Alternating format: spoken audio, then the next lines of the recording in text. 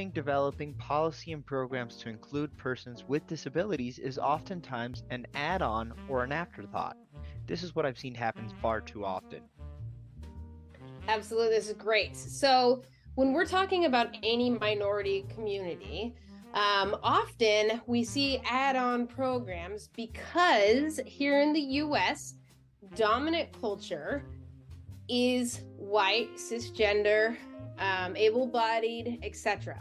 So we are looking at communities that are developing policies and programs that are made by mostly white men who are cisgendered, able-bodied, and so they are living from, they're developing programs from their lived experience, and so they don't have the experience of people with disabilities inside of them because they're able-bodied. So when we go to the workplace, this is another piece of it. People with disabilities were not heavily, and I say heavily, I'm going to say with quotation marks, integrated into the workplace until early the 70s.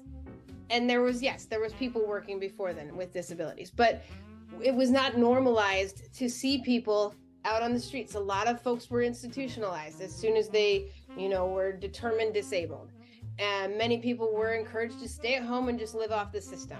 And so we didn't see, and we still don't often see, hence our unemployment numbers for folks with disabilities, a lot of people with disabilities. There are different types of disabilities, but I'm talking visible in the workplace. And so why would we be triggered to create programs for things we are unaware of? And so that's the big thing. That's why I'm doing these episodes, is to bring awareness, especially to the workplace, about disability, so it's not an afterthought. But yes, it typically is because of who is making the policies and programs. Thank you.